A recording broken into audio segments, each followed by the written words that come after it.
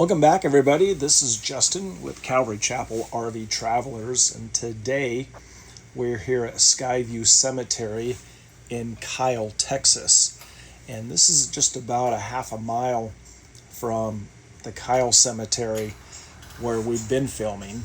And I decided to do some history checking on this cemetery and find out why it was so close and what the deal was. And so some of the information I found, there wasn't a lot, but it was pretty interesting that after 125 years, the cemetery had finally joined the Historic Texas Cemetery Club. And this was thanks to efforts of the Hays County Historical Commission and the still thriving Skyview Cemetery Association. It has a total of 5 acres of historic grounds and are still maintained and beloved by association members, including civil rights icon Maddie Welch, Kyle's first elected African American city council member. On October 18th, 1899, Jason and Fanny Wilson granted, sold, and conveyed for a sum of $75, which in today's money and transaction would be $2,850, which is a very small amount for 5 acres, even in today's economy. Sold it to trustees of the Kyle Cemetery for colored people. This included the people that, as far as the trustees, was George Strain, George Washington, Edmund Clay, Ellie Coppage, and John Comfort. And as I was walking through the cemetery, I was impressed with. I know this probably isn't much to be impressed with, but I was impressed with how these graves were just sporadically placed. There's no really rhyme or reason other than family members. But like when I saw this grave stone here, I tried to fix it by pushing it back up because it had leaned over, and there was no fixing it. It's probably in there pretty good, but the ground kind of gave way. But I just happened to notice how they were kind of here and there, and they're not arranged in a certain way, but it was actually kind of beautiful of how this actually happened. And so I kind of went through too, and some of them just kind of went through and cleaned them off. This is Reverend Byers. I don't know how long he preached, but I bet he had quite a ministry. That's his wife there. The earliest known burials are of Mary Kirby in 1895, followed by Maddie Washington and Annie Hamilton in 1899. Oftentimes cemeteries have had people buried in them before they were actually officially established, and that's basically how they established a cemetery. There was a certain area that people started burying people in, then they would oftentimes put a fence up and then just start a cemetery. This here of Alice Smith was very interesting to me. It looks like she was about 20 years old. Actually, she was, but we don't know the exact day that she died, as well as Ella. There's a few of them that we saw exact days that they were born, but no date that they died. And that was really interesting that they didn't take the time to find out. And I'd found 4 of them like that. Here's another pastor there. So as we keep walking through here, I'm going to kind of tell you a little bit more about the cemetery. According to an interview with Associated member Maxine Gifford, the name Skyview was chosen by Sally Mickey, a longtime member of Kyle's Sludge Chapel Baptist Church. That's quite a name. It was inspired by a common African American refrain dating back to the slave era. Our eyes always look towards the sky. Heaven is in our view. This is one I cleaned off because it really couldn't see anything on it, and I decided to remove the dirt and just see what was going on with that. Here's a family here. I was impressed of how the graves were so close together, or at least the stones. And then I noticed how this looks like a mother and son, mother, father, and son. And so I was. Then I noticed this one here that I'm pretty sure this stone is was moved, but don't have any evidence to prove that. This one just got knocked over and tried to lift it up, and it's pretty heavy. And so it didn't look very big, but it's heavier than it looks. Skyview Cemetery is located at 1902 South Old Stagecoach Road in Kyle, Texas. And it's just, like I said before, about a half a mile from the Kyle Cemetery. And if you're looking for a really, really neat old cemetery, there's the Kyle Family Pioneer Cemetery, which is off to the right once you come into the Kyle Cemetery.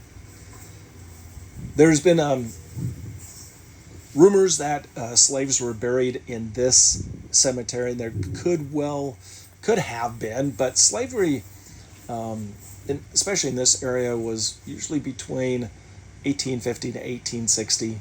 Love these trees. Really, those trees remind me of the Deep South. And so these were probably children of people that had been enslaved. And so, but in the Kyle Family Pioneer Cemetery, definitely there were between 28 and 29 slaves that had been buried in that cemetery there. This cemetery is still widely used. Towards the back, I noticed there was quite a few new graves within the last 4 or 5 years. These two military brothers of mine, their flags were down, so I wanted to make sure they got put back up. It's windy in this area. It does happen.